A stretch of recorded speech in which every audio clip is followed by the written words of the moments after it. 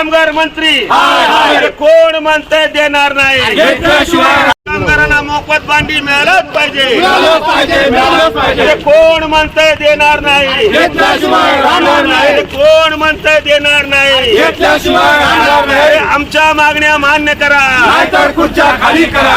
आमच्या मागण्या मान्य करा, नाहीतर खुर्च्या खाली करा। बांधकाम कामगारांना मोफत भांडी मिळालंच पाहिजे, मिळालंच पाहिजे, मिळालंच पाहिजे। बांधकाम म्हणतंय देणार नाही, घेतल्याशिवाय राहणार नाही। कोण म्हणतंय देणार नाही? घेतल्याशिवाय राहणार नाही। अरे कोण म्हणतंय देणार नाही? घेतल्याशिवाय राहणार नाही। बांधकाम कामगाराच्या नावाने लूटमार करणाऱ्या या महायुती सरकारचा धिक्कार हो। बांधकाम कामगारांच्या नावाने लूटमार करणाऱ्या महायुती सरकारचा अरे मुख्यमंत्री, अरे मुख्यमंत्री, अरे मुख्यमंत्री, कामगार मंत्री, हे कामगार मंत्री, महायुती सरकारचा, महायुती सरकारचा बांधकाम कामगारांना मोफत भांडी मिळालाच पाहिजे।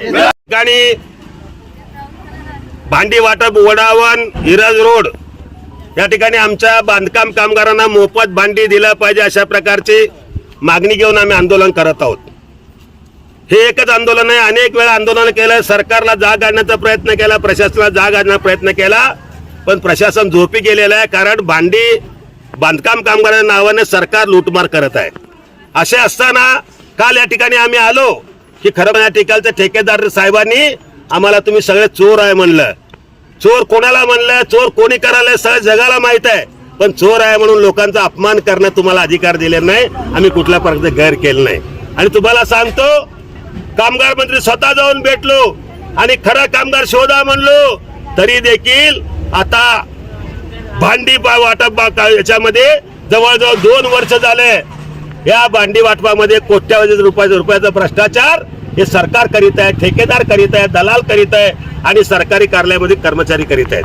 म्हणून या आंदोलनाच्या माध्यमातून शेवटचा इशारा देतो की 31 तारखेला 31 जुलै रोजी आमच्या संघर्ष महासमितीच्या वतीने सामुदायिकरित्या आत्मदहन करण्याचा आंदोलनाचा इशारा देतो।